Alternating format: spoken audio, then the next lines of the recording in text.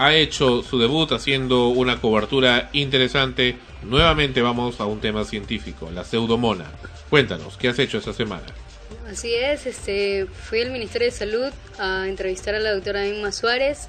Ella es médico, epidemióloga y microbióloga. Es una persona ¿Qué te dijo ella? Es una persona en la cual creo que nos podemos confiar en escuchar sus declaraciones. ¿Por qué crees que puedes confiar en Porque es ella? una persona estudiada, especialista, y ahora es parte de el miembro del equipo técnico de infecciones intrahospitalarias que hace años se ha formado para estudiar a fondo este tipo de enfermedades. ¿Qué cargo tiene la doctora Emma Suárez?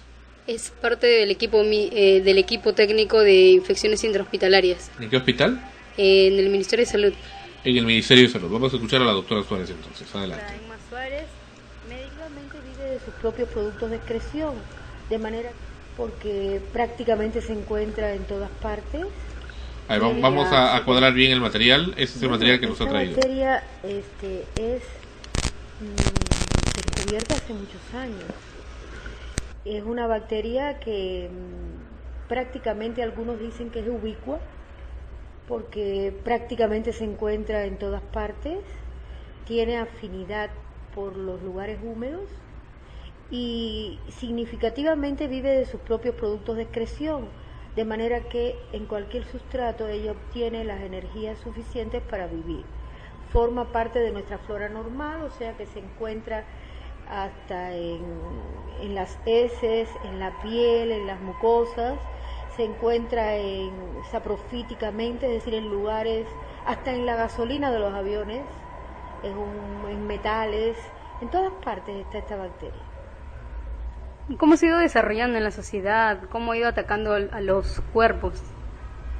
Bueno, eso forma parte de toda una teoría de la evolución de los microorganismos en su convivencia con el humano. El humano no es humano, es una simbiosis entre nosotros, los que nos conocemos como tal, nuestras células somáticas y las bacterias y otras formas de vida. Entonces, hemos aprendido a convivir con ellas sin que en muchas ocasiones nos haga daño. El problema está en que son oportunistas y entonces cuando hay una deficiencia fisiológica, edades extremas de la vida, o cuando hay una patología de base, una enfermedad, o cuando se cambian el sitio y van a parar a sangre, ellas pueden ser capaces de hacernos mucho daño. ¿Y cómo se puede combatir esta bacteria? ¿Qué es lo que hacen los hospitales para combatir esta bacteria? Bueno, los hospitales no hacen nada para combatir a la bacteria siempre que la bacteria no esté infectando al humano, porque sería imposible combatir a la bacteria en sitios donde no es necesario combatirla, porque además forma parte de nosotros. De manera que cuando está colonizándonos, normalmente ella está colonizándonos, no se hace nada porque sería actuar contra nosotros mismos. Inclusive ella es muy útil. En muchas ocasiones, yo recuerdo cuando estaba estudiando en Londres, hace muchos años, cuando el gobierno de la Thatcher utilizó a esta bacteria para limpiar las aguas del río Támesis, porque venían contaminadas con los surfactantes, con los antisépticos y desinfectantes que se fabrican en Manchester, a 600 kilómetros al norte de Londres, y entonces para evitar esa contaminación química se echaban esas bacterias pseudomonas y pseudomonas aeruginosa al río, de manera que ellas son beneficiosas y perjudiciales de acuerdo a donde se encuentren. Para combatirlas en el humano es muy difícil. Generalmente son multiresistentes a los antibióticos y tienen una serie de mecanismos de destrucción hasta del sistema inmune que es muy difícil. Yo recuerdo que yo actué en el año 1978 en Cuba, que es mi país de origen, en un brote de infección intrahospitalaria de 13 niños, de los cuales murieron 8. Y actuamos a tiempo y sin embargo fue muy difícil el control. Entonces se podría decir que el tiempo es la clave para como poder combatir esta bacteria cuando entra en un cuerpo?